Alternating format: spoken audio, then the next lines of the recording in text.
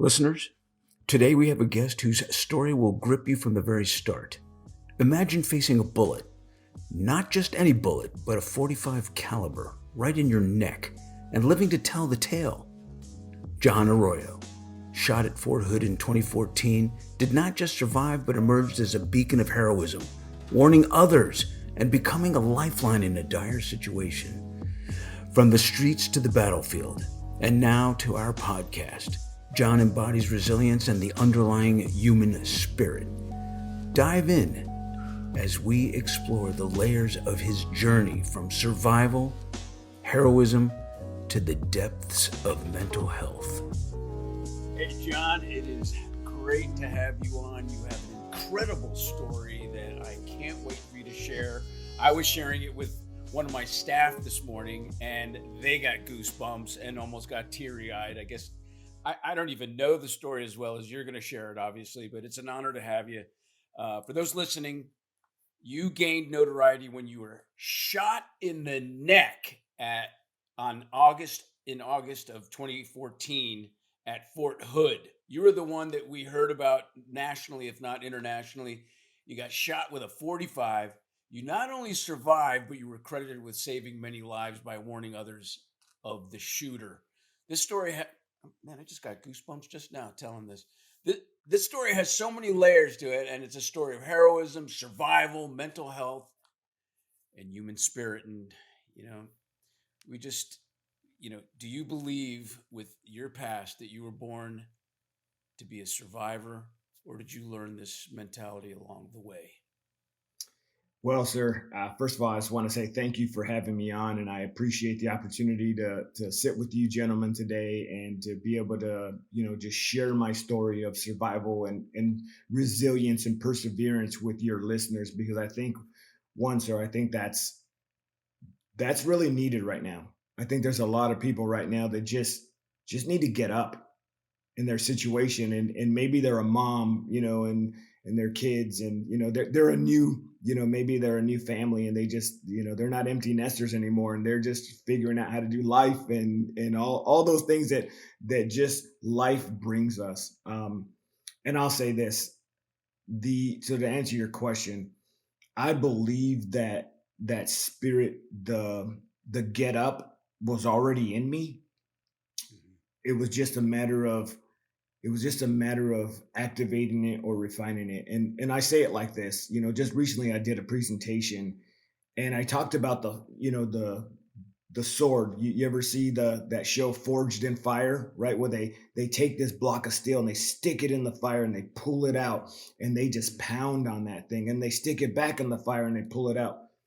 Well, that beautiful, what ends up happening is it goes through a violent process of pounding and being forged in the fire and coming out of the fire. But what was in that steel all along had already been there before it was a sword, right? Before it became that beautiful knife that was going to go on display. All the elements of what was that made up that block of steel was already there. And that, for me, I believe that, and I say this because I'm a man of faith. So I stand on my faith, and I believe that my creator is who put my DNA, put everything that was inside of me.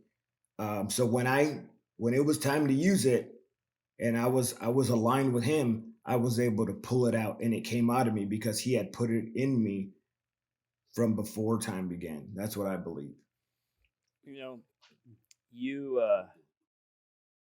you were born a fighter, and in the your early years, when I was kind of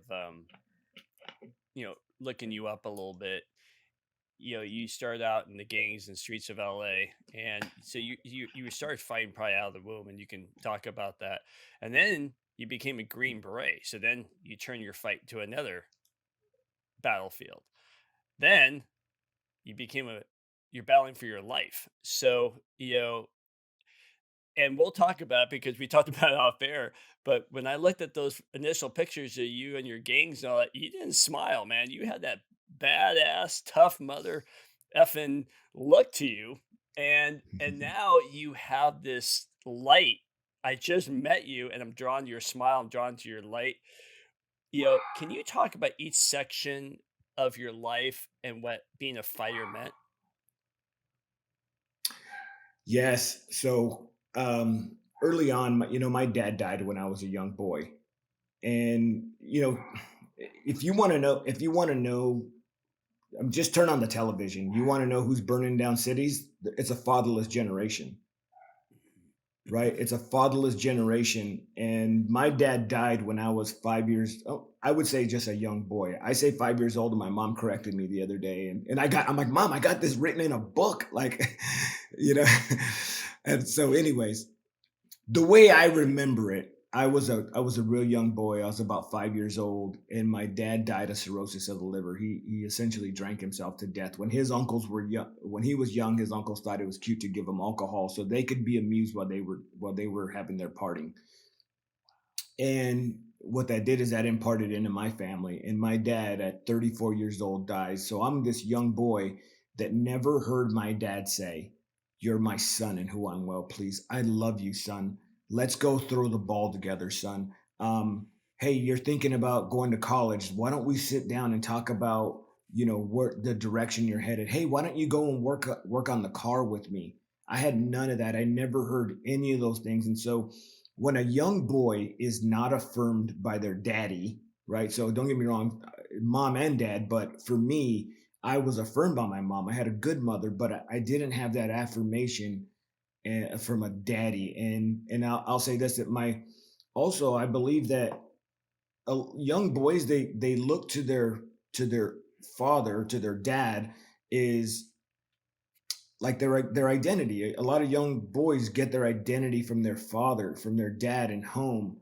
And my dad wasn't there. So what happened is I became a fighter because I needed affirmation. I needed to be approved. And even though and for some reason I didn't allow my mother to be that affirmation source in my life.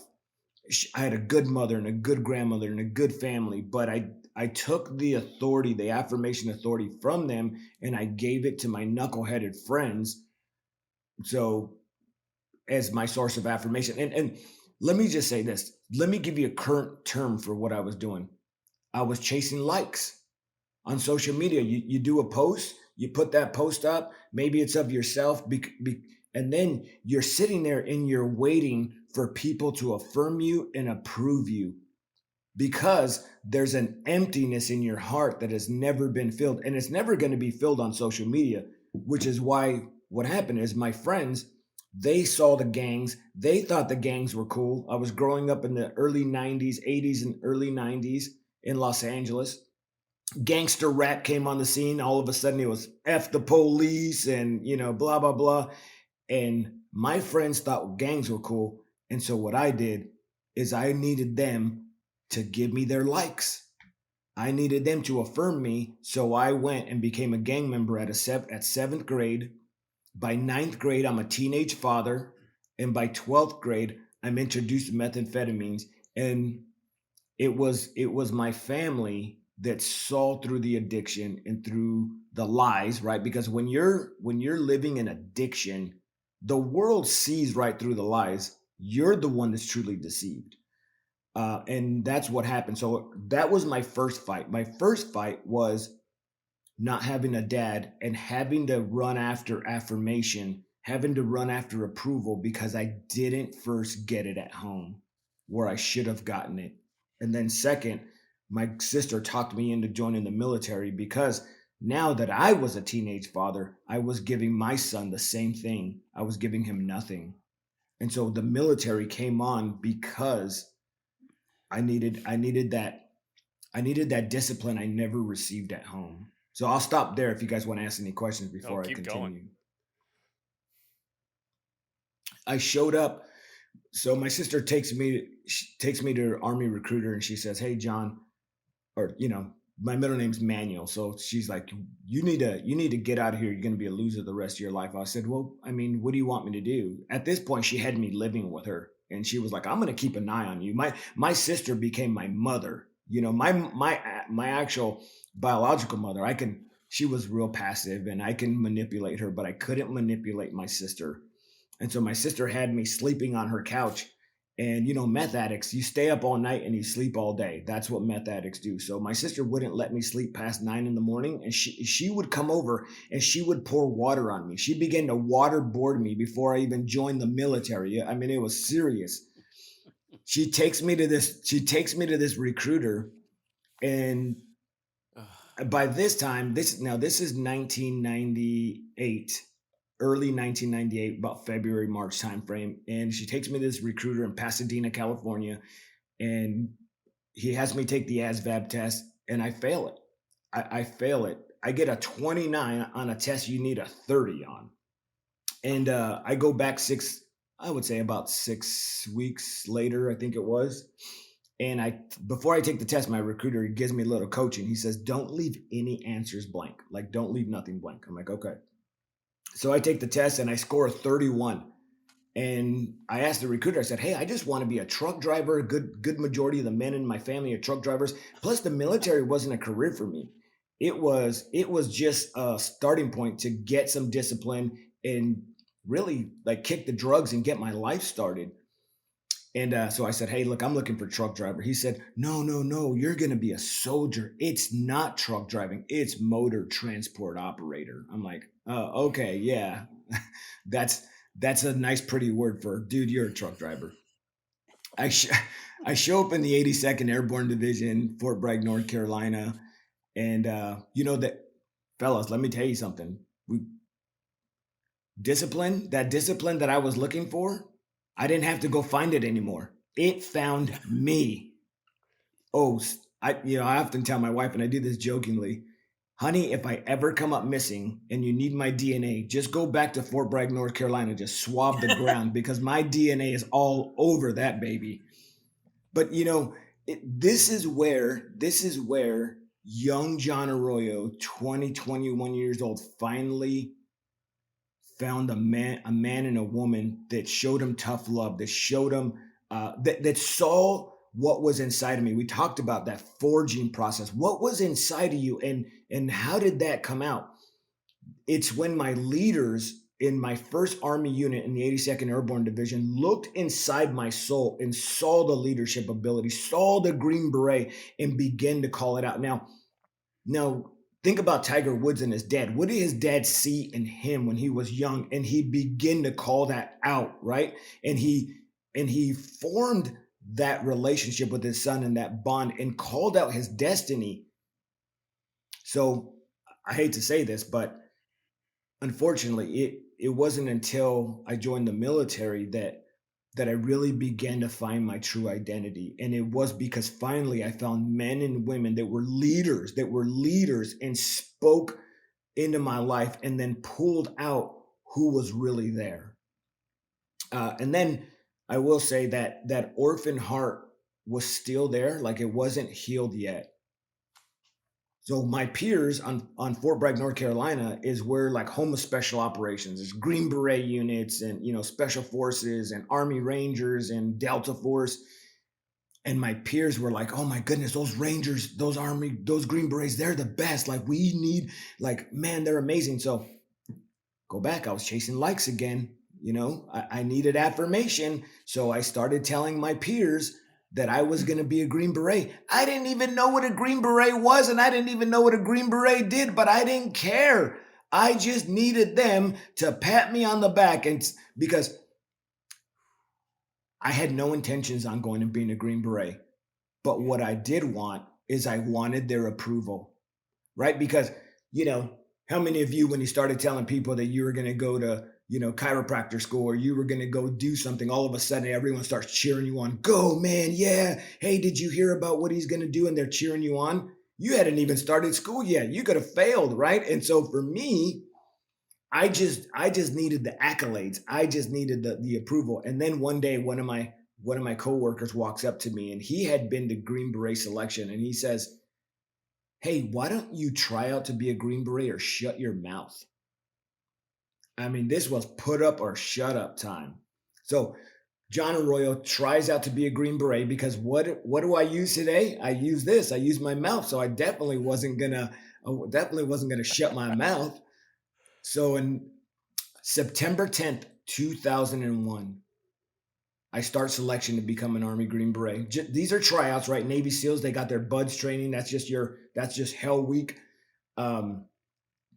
So September 11th, 2001, the day that we all know, the colonel pulls us in a classroom and says, "Today, son, you men, we're now a nation at war." And we said, "No, we're not. It's part of your scenario. You're going to throw us in the woods with all this equipment and you're going to, this is just a scene, a scenario." And he says, "No, we're now a nation at war. And if you want to be a part of what's going to happen in the next few years, you're in the right place at the right time." I make it all the way to the end, 24 days. And the colonel pulls me in his office and pulls me into a board, like a selection board. And he says, "I just want to tell you, I don't think that you're academically going to make this. Your academic scores they're really low, and we don't think that you'll make it through our qualification course. So if you want to be a Green Beret, you're going to have to go back." So let me talk to you about my second fight. My second fight was first my identity. The second one was identifying myself as a failure. See, in junior high, I was just passed along. The teachers I didn't graduate junior high. They just sent me on to high school because they didn't want a 21-year-old eighth grader with a beard. I get it. I understand. I mean, one of the things that I think would have been okay is I could have paid for my own lunch and I could have drove myself to school. It's probably the only thing that would have worked out for me during that time, right? But so then I get into high school and I don't even cross an academic stage in high school. I have to take a summer class after graduation in which I didn't cross the stage with all my peers. And the teacher's assistant gave me the answers to the test for me to pass that exam. I cheated. I cheated to get out of high school. And then I failed the ASVAB. And now here I am. I'm standing in front of this colonel and he's looking at me. And this is what he's really saying to me. "You're not smart enough to be one of the most elite warriors in the world." And so I took on that identity as a failure. And as a matter of fact, it became so ingrained in me that when I sat down to take any kind of exam, I actually expected to fail. It was like I expected to fail, like that test anxiety. You hear people say, "Well, I have test anxiety." What are they doing? They're self-prophesying that they're going to fail. And I had saw so much failure in my life with the gangs and failing the ASVAB, and then now this colonel telling me this and never graduating. And I just saw myself as a failure until I went back to be a Green Beret. I went back a second time and I made it. And I'll be honest with you, gentlemen, I don't know what I did different, but I got selected. And in June 2004, I signed into 3rd Special Forces Group. I became a Green Beret. I did 3 combat tours, 2 to Afghanistan, 1 to Iraq. And now this is where I started failing the third piece. I wasn't only failing academically, but I brought failure home as a father. Now I'm married and I have 2 children, 2 stepchildren, and I'm coming back from Afghanistan and I'm bringing the tension. I'm bringing this tension. Oh, and by the way, see, daddies don't think and mommies don't think that they're imparting to their children. But what I brought into my situation was that alcohol. See, I couldn't do methamphetamines anymore. But what I did is I brought the tension of war and I brought alcohol into my home. And I told my wife, "Oh, if you want to hang out with me, you need to grab one of those." And my children, my stepchildren and my son John Jr. still lived in California, but my wife and my 2 stepchildren, they lived with me. They were 9 and 11 when they came to my life. But what happened is I still had that California street mentality, even though I was in the military. You've heard it, like you can take the boy out, but you can't take that out of the boy. Right. And so that's the mentality I had. So my children grew up in these barbecues and beers and this street mentality, to include the anxiousness that I brought back from war and the overindulgence of alcohol. And so during that time, I would say it was about 2006 to 2009. Um, our home was very tumultuous. It was, my wife walked on eggshells. My children walked on eggshells. I would fly off the handle. I, I didn't beat my family, but I could cut them down with my tongue. And so I just brought this brokenness. I brought war into our home. And during that time, gentlemen, my wife attempted suicide twice. My wife is a 2-time suicide survivor, and it was always under the influence of alcohol. But what she felt is that she was in the middle of my children and I. Because in 2006, I got into a motorcycle accident. I ended up taking a second job while I was in the military because I was doing a desk job, and I'm selling cars at CarMax on the side so I can, listen to this, so I can make $100 more. My wife is a nurse working 7A to 7P. I'm working 2 jobs. I didn't need to. And I had teenagers at home. Who do you think was raising my teenagers when I was at CarMax? The world. The world raised my kids, and I got the world's results in my home. But you know what? I didn't know any different because I didn't grow up with a dad. These are the foundational pieces of my life that I lacked. I didn't know that my family needed to come first and not the old greenback. And my kids started getting on trouble. They started smoking weed. They started doing things that they shouldn't be. And you know what I did? I blamed them. Never me. I mean, why would I be blamed? Come on. I'm the one out there making money. I'm the Green Beret. I'm doing all this. You're not doing it right. No, they needed a father in their life, and I was an absent parent. And oh, by the way, I blame my wife as well. So my wife felt like she was in the middle of the kids and I, and she just wanted to escape the pain. She wanted to escape the guy that was just angry all the time. But in 2009, we walked into a church, and I just be honest with you, that's what saved our marriage. That's what saved my life. That's what saved my wife's life. We drug our brokenness in with us. We dragged it along, but over time, through our relationship and our faith, that is what cleaned out our heart. That is what got us to a point where we were better. And then I got this opportunity to become an Army officer and go from enlisted to officer. And that was 2011. And believe me, I didn't think it was possible because, you're talking to the guy that almost failed everything or had to recycle, do it again.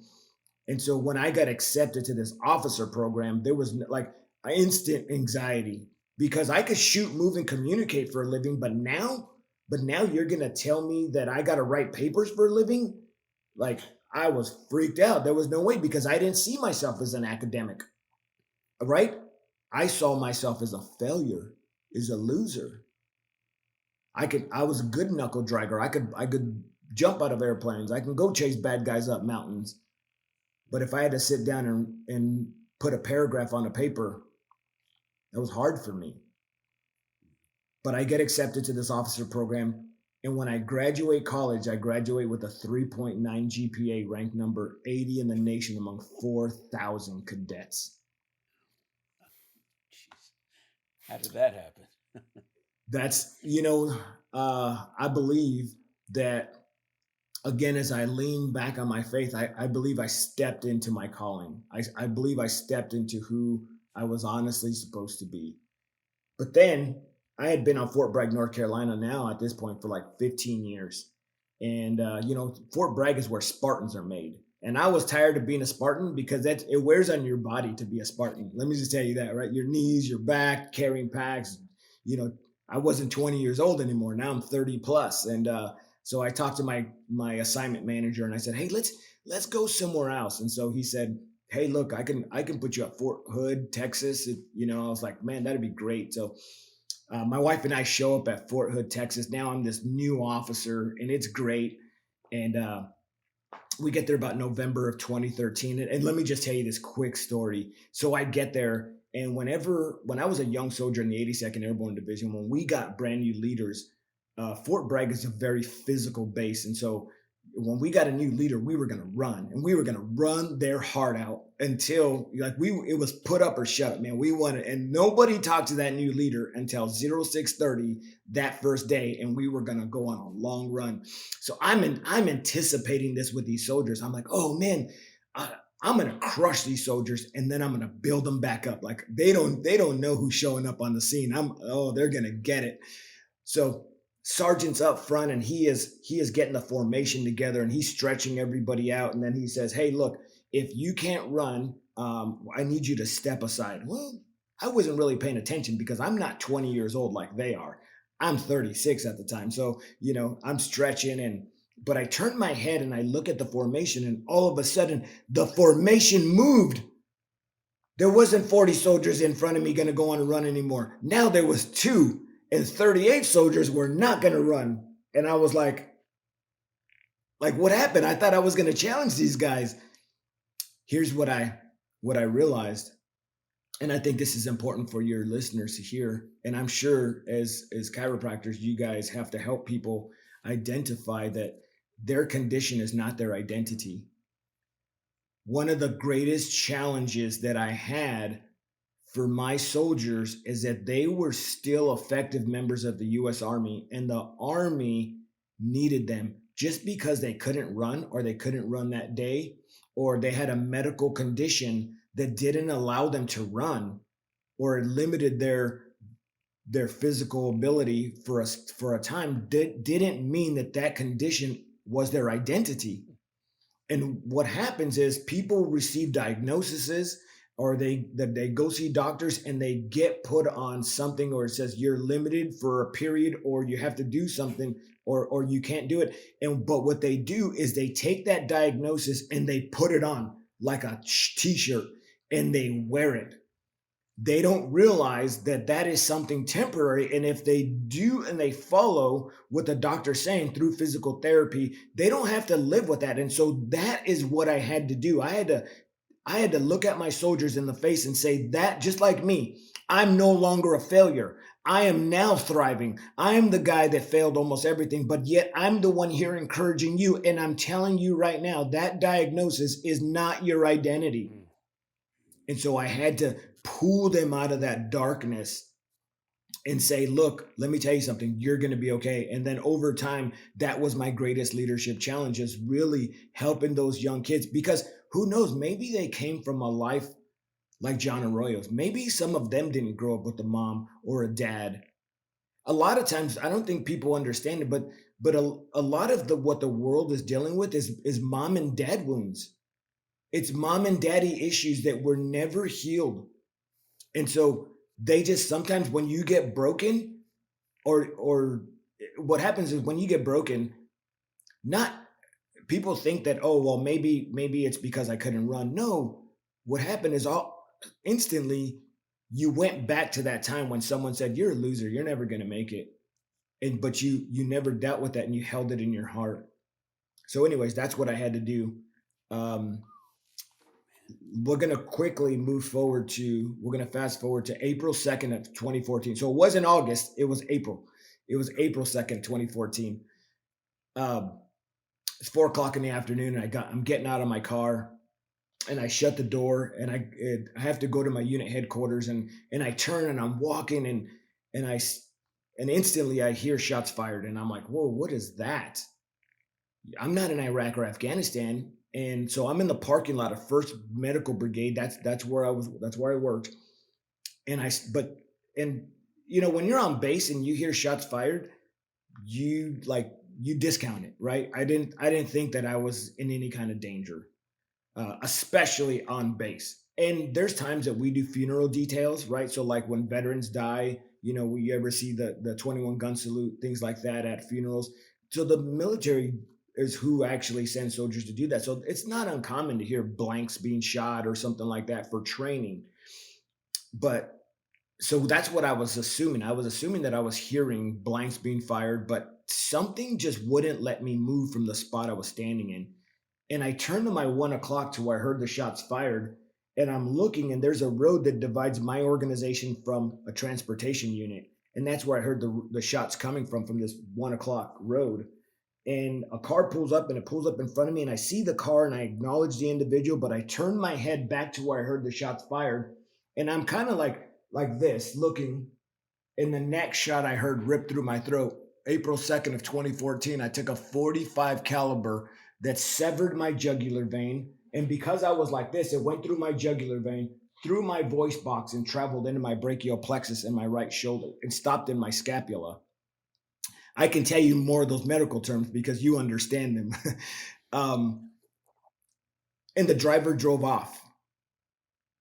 And I'm standing there, and it felt like a baseball bat hit my chest. And I'm like, was I just shot? And then instantly, the reality of my situation just begins to start pouring out in my hand as my blood pouring out of my neck. And I turn and I walk back towards my car, and I fall flat on my face, and my life is pouring out. And I think your listeners need to know this. A 45 caliber through a jugular vein, through my throat, straight into my brachial plexus is instant death. For probably 99% of the time, it's instant death. But for some reason, I lived. And I walk back to my car, and I fall flat on my face, and my life is pouring out. And gentlemen, this is important, and this is what your listeners need to hear. As I watched my blood pour out on the ground, I wasn't thinking about all those things that gave me identity, all those things that I chased after all my life, even with my wife, right? I mean, is that now here I am, this Army officer. So I go from being a truck driver to a Green Beret to Army officer, right? So this career is just soaring and it's going up, right? But every time, how many of us have told our spouses, honey, just wait, let me do this. Honey, just wait. After this, honey, just wait. I'm going to give you this. And I'm trying to give my family this life that they never asked me for. All they really ever asked me for was me. But I was trying to give them stuff because I was trying to fill an empty hole that was never going to be filled by material items. It was only going to be filled by the reality that although I didn't have a dad, I always had a father, and he is in heaven. And so as I laid on the ground, I didn't think about the likes. I didn't think about the emails that my commander was waiting for. I didn't think about the money that I had in my bank account, or how much more I was going to make when I ended up on that Fortune 500 company. I didn't think about all the material things that had consumed my life. The only thing I thought about, and when I thought I only had seconds to live, were the people that I sacrificed most. Everything else never once came to my mind. Everything else that consumed my mind 90% of the time, in that moment, did not come to my mind. And as I laid there, my life's pouring out, I hear this audible voice. And it says, John, get up or your wife is going to die. I shrug it off because I had never experienced anything like that. And the voice didn't come from outside, it came from inside. And I knew it wasn't me. Well, later, as I reflected on everything that happened, I knew it wasn't me because I don't call myself John. So I'm laying on the ground and I hear it again. John, get up or your wife is going to die. Well, I think some of your listeners may be able to relate to this. If I walked in their house right now, I would see what's going on in their home. But what was going on in my home is 6 months before I was shot, when we left Fort Bragg, North Carolina to move to Fort Hood, and I went to officer school in San Antonio, Texas, my mother-in-law died the day I finished officer school. 9 days later, my father-in-law died of cancer. 2 years before that, my brother-in-law died in a hunting accident where my father-in-law loaded his gun, set it down. Big group is going big game hunting, and the gun goes off on its own, hits my brother-in-law in the hip, and he dies in my father-in-law's arms. My wife had lost her brother, her mother, her father, and oh, by the way, sometimes death brings division in families, and when her parents died, her living brother and sister, they all stopped talking, and so she lost everybody. Now I'm on the ground, and my life is pouring out, and essentially, I believe what God was telling me was that if you don't get up off the ground, your wife is not going to make a mistake this time. She is going to take her life. And I had a choice. You know, it was easier. It was easier for me to stay on the ground and die that day. It was easier for me to let my life pour out on the ground. I mean, if they would have just told my wife, Angel, it was a kill shot. I mean, Angel, before he even hit the ground, he was gone. But I would have knew. And the voice told me what was going to happen to my wife. Your wife is going to die. So what would have happened to my children? Grandpa's gone, uncle's gone, grandma's gone, dad just got killed in a mass shooting, and mom just took her life. What do you think would have happened to my legacy? It would have been wiped out. But I chose to get up. I chose to listen to that voice that said, get up. And I got up and I held onto my throat. My right arm's not working because the bullet went through my right nerve bundle. And I'm walking and I see a soldier walking towards me. And this is a base that holds thousands of soldiers. But at this time, there's only one soldier I see. And I'm just stumbling towards him. I don't know how many steps I got left in me, but I have to just keep moving.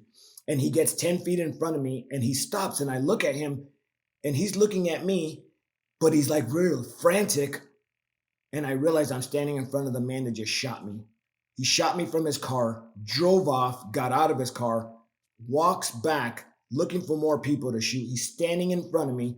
And do you remember that voice that told me to get up?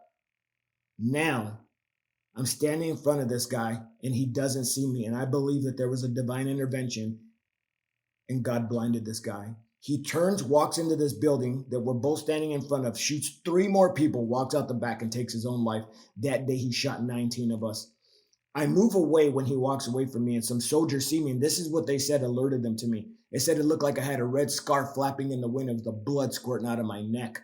They get me in the back of a truck. They get me to the hospital. One of the doctors intubates me, keeps my airway open. They get me to the elevator to get me into the OR. And now all the doctors in that hospital are rushing towards the ER because it's a mass casualty situation. So they get me, the elevator doors open and they go to push me in this elevator and 2 doctors come to run out, head towards the ER. And they were the ear, nose, and throat surgeons. Everything I needed was exactly where it needed to be the moment I obeyed God when he told me to get up. So my wife has to come identify me. She said, your head was so swollen, your tongue wouldn't even fit back in your mouth. The next day's Thursday. I come out of my second surgery and I tell my wife, he'll be in a medically induced coma until Saturday. This is Thursday when they're telling her this. She walks away from the doctor. She walks up to me. She grabs my hand and I wake up right there on the spot. The doctors are crying. The nurses are crying. They can't explain it. And I begin to try to speak, which I can't for some time. And I began to try to tell my wife what happened. And so I'll stop right there. And I'm here today because I got up.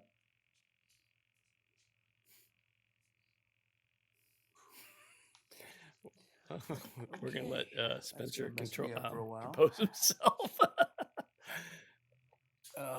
Hey, John, let me ask: Have you ever learned why the shooter did it? He was a soldier, wasn't he? Was he? Yeah. So I know that you kind of went out for a second, but I believe he was trying to go on leave. I think a mother or grandmother had died. I think his grandmother passed away and he was from Puerto Rico and he was trying to go on leave. And there was just some issues going on with giving him his leave form wasn't being approved fast enough. And ultimately he was a broken soldier as well. Right. So he was broken and this just pulled him over that hump. And so he went after the people that hadn't signed his leave form. And then he just went after his chain of command. And then from that point on, he just kept going. He jumped in a vehicle and just started randomly shooting people. So when I heard shots fired, what he was doing is shooting at everybody he saw as he was driving down the road. And then he pulls in my parking lot and I'm standing right there. Oh, jeez.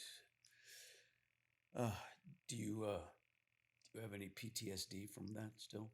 Um, Not so much. It's been, again, I lean a lot on my faith, and I believe in, and I'll tell you some of the things when active shooter events happen. If they happen today, I feel like maybe a little anxiousness, and I could tell that I'm a little bit more vigilant, but not to the point where I throw myself in the closet and lock the door and don't come out for 10 days. One of those things. I I push past the anxiousness and fear. And here's what I did. This is how I believe I was able to overcome 30 days after I was shot. And I don't know if you guys saw my book, but Attacked at Home, there's a book that I wrote called Attacked at Home. And there's a page in there. And there's a picture. And you know what? I'll just pull it up real quick. So, I turned my phone off. Anyways, I went back to Fort Hood 30 days after I was shot. And I stood on the very place I was shot and I claimed victory over it. But really, what was I doing? I was facing my fears and my pain rather than running from them. I believe that I went back there, that God sent me back there to stand on that place, because if I didn't go back there, I would be stuck mentally and emotionally. I wouldn't have been able to move forward. And every time an active shooter event would have happened, I would have just broke like a $2 suit, or I wouldn't have been able to move forward. So I go back there, I stand on that place, and I face my fears and my pain rather than run from them. And these days, nobody wants to face their fears and their pain. They don't. If they start feeling anxiousness, if they start feeling anything, they're not willing to go back and deal with the root cause. So what they do is they'll take a pill. They'll take a pill and it just numbs emotions, or they'll do a treatment. And I'm not saying that medical, obviously you guys are doctors. I'm not saying that medical treatment is not needed. It's definitely needed, but it's not ever to supplement going into the root, right? You can't just numb symptoms, or else you will never transform. You will never heal. Why is it that I'm here? Why is it that you one of you guys said, man, you do a lot of interviews. You go all over the world. Why am I doing that? Because I actually healed. One of the other ways I was able to heal is when I forgave the man that shot me. Think about that. I mean, that's a crazy statement. I forgave the shooter. As a matter of fact, I love Ivan Lopez. That's crazy to say. But if I didn't forgive him, he was already dead. But if I didn't forgive him, I would carry bitterness in my heart my entire life. And it would just come out in alcoholism. It would come out in PTSD. It would come out in anger and rage. But when I forgave the shooter, I was able to unload all that heaviness from my heart. And then here's the other thing. I had to forgive myself for hurting others. You want to know how I'm here right now telling this story and able to do it with a smile on my face, with joy in my heart, because I did the hard stuff. I made faith the foundation of who I am, because you can't stand on sand. You got to stand on a foundation. I made faith the number one thing. And then I built upon that, because my wife was broken. I couldn't lean on her. She was more broken than I was. She went into shock when she went into the hospital, because just 6 months before, she was in a hospital with her daddy when he was dying. Yeah. Wow. John, is there a question? You do a lot of motivational speaking and you tell your story often. Is there a question that you are often asked during your or after your programs? Yeah, I mean, I think it's kind of what you just asked. Like, how did you make it? How did you get? Because a lot of people think about this, gentlemen. Why is the self-help section in any bookstore the largest section? Because people are looking for transformation in themselves. It could be diet, but these days it's anxiety, fear, depression is just overwhelming. And so people ask me often, John, how did you get to a place where you are not wrapped up in the VA in the corner in a wet paper blanket? How is it that you're here encouraging us? And I tell them the truth. I made faith number one. I went back and I dealt with my fear and my pain. I avoided alcohol. I told my counselors the truth and I gave them answers to questions they weren't asking. I didn't isolate. I avoided isolation. Isolation is a death sentence. And the other thing is I let people help me. Oh, it's a Green Beret. That's a big deal. That's a big deal. Right? I mean, I'm supposed to have it together all the time. And so I tell them the truth on the steps that I took. You just kind of alluded to it a little bit, but do you think that people, when they come to you at your talks and all that, they want the quick fix? They want that quick, I'll do this, I'm fine. And what do you think that they truly don't understand? Are they not allowing themselves that deep layer of understanding, or that deep layer of looking inside themselves? What do you think is what's being missed? When you hear these questions over and over and over and over, it's the same one over and over and over. And what do you think is truly not understood? We live in an instant message culture, right? We live in a microwave generation. I want to be able to stick it in the microwave, and in 5 minutes or in 2 minutes, I want to be able to eat it. Right? I want to, but think about when you guys were young and your mother cooked a meal. That was a process. There was a process to it. So these days, people don't want to work the process. They wanna. Hey man, if you're not responding to me in 5 seconds, there's a problem, right? And think about you as physicians. How many people come to you and just say, "Hey man, I don't want to do the long work," and you build a plan for them, and they say, I can't afford that. I can't do that. Just give me a couple stretches at home and I'm done. And then when you even give them the stretches at home, they don't do them. So if that answers your question. Yeah. So, I'm going to try to switch gears for a moment.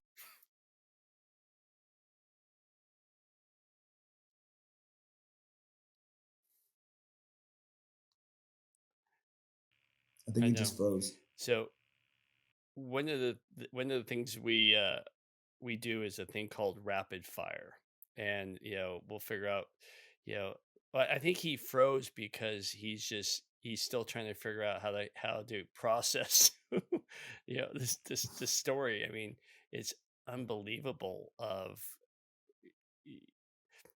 a man of faith too, so it's amazing that we have the stuff in us. And I think sometimes maybe this microwave culture, we just don't listen. I think we're in a culture of response, not internally listening to that. If the shooter were still alive, what would you like to ask him? Um, I don't know if I would have a question for him personally here, but I really just would ask him, how are you taking care of your family? How are you taking care of your kids today? Because his family, I believe, and his children and his wife have to carry the shame of their dad shooting 19 people and killing 3 of them and then killing himself, right? So I remember the cameras in his wife's face. And so I believe that his is I would just ask him, what are you doing today to restore your family? That's good. Yeah. How you doing there, Spence? You're back.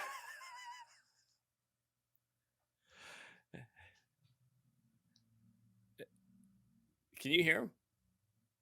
Yeah. No. Yeah. How about now? Boy, Spence, you just got so blowing out of the wire that your whole That's a system went. first. But 130 shows, and the whole electricity went out everywhere. Sorry about that. All right, rapid fire. Here we go. We're going to switch gears and go. And I don't even know if I can do this or not because you had me so moved by your story. But let's go into our fun part of our program, and that is our rapid fire questions. And I'm going to ask you 4 to 5 questions that I need to get a quick answer, but it ends up becoming a longer answer. Are you ready, John? All right. I'm ready. Number 1, best tip you learned in therapy that you continue to use today.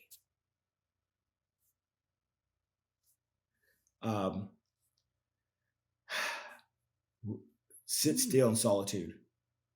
Be able to block out noise and be still. Very good. Question number 2. You got a favorite exercise that is something you go to, and why? Yeah, running. Just because it was ingrained in me in the military, and it's who I am now. And it's where I'm in that's my happy place when I'm out there and I could run and I'm just quiet and I just feel like I still feel young when I'm running. I still feel like I'm that young soldier when I'm running. You'd think you'd be sick of it by now, right? All right. Oh, yeah. I do it on treadmills these days too, so I don't. With a new So pair I of save my sneakers, not knees. boots, right? That's Question right, number yeah. 3. If you had a wish to buy a one-way ticket somewhere, where would that be?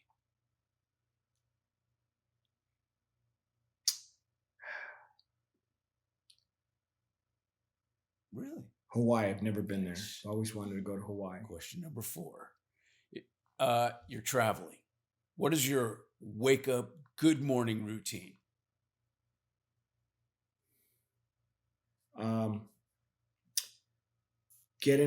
Get into worship, get into prayer, sit with the Lord, start my day with Him before I do anything else. That is the foundation of who I am. And when I fill my cup up, then I'm full to be able to pour out. But if I don't start with Him, then I start with an empty cup and I'm giving out of dryness. I'm giving out of barrenness. And then that day just ends up becoming a grind. And if you do that over and over and over, people just end up burnt out. Question number 5 and the last one.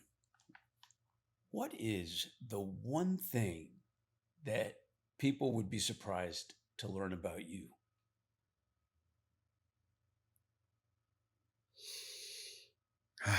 Aside from you being a gang member at one time. Yeah. I like golfing. I want to learn to golf. Even with one hand, I want to learn to golf, and I want to take up that sport. They probably wouldn't know that, and I see that as another way as an outlet and finding relaxation and just my wife and I, we enjoy it, but we don't know how to do it, so we want to learn. So, on that note, I'm going to ask you one thing. What use do you have of your right arm? Just it's limited. So for those that can't see it, it's limited. It only goes up that high, and you'll see my hand. So what they did is I can essentially just grab stuff and hold it down. I can't lift anything up like over my head. I'm starting to do a little bit more work, but they took a nerve from my left leg, my left calf, all the way down my left leg, and they put it in my right shoulder. So they did a nerve graft. That's what gave me the use of my arm back. There was an Air Force Mayo Clinic resident when I ended up at Brooke Army Medical Center, and he understood brachial plexus, which is a godsend because that's very specific.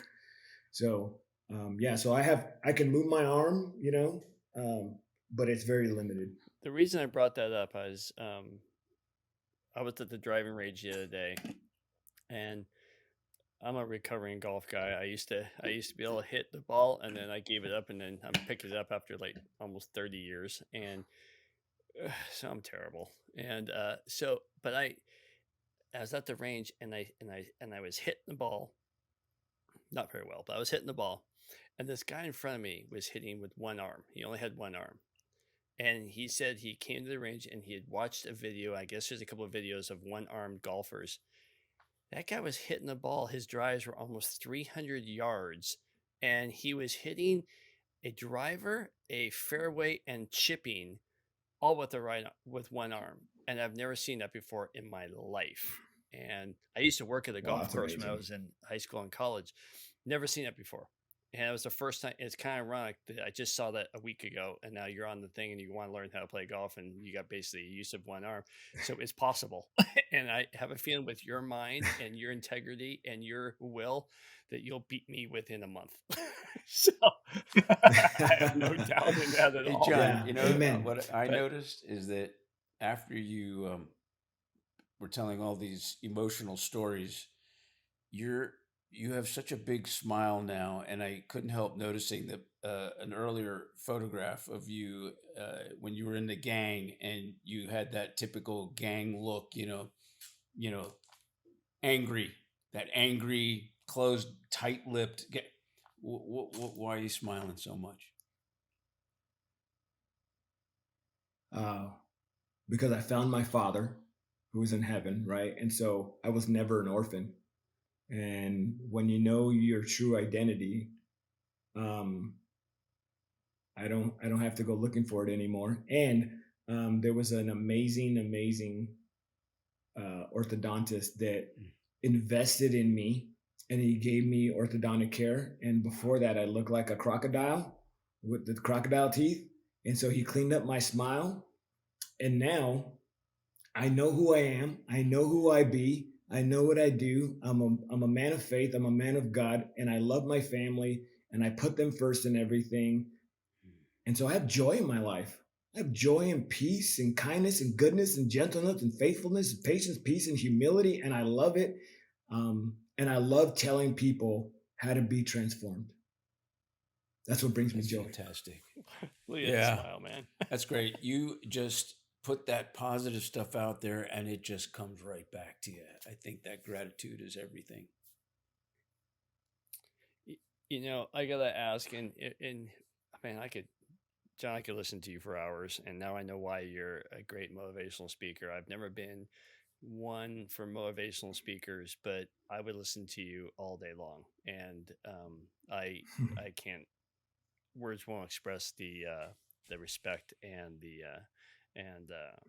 words you have on. So God left you on this earth for a huge reason, but you were left on that note. God, you were left on this earth for a reason. You were told to get up and to deliver a message.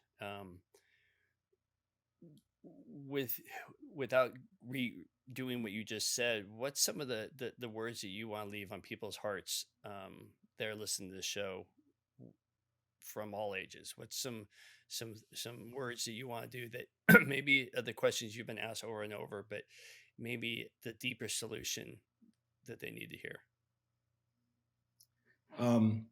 You don't have to chase likes because you're already loved. Wow. I'll say that again. You don't have to chase likes because you're already loved. And all you have to do is receive it. You don't have to earn it. And I'm going to share this from my faith. When Jesus came up out of the water, at that point in his ministry, he hadn't preached, he hadn't done anything. And his father says, "You are my son in whom I'm well pleased." All he ever had to do was receive his daddy's love.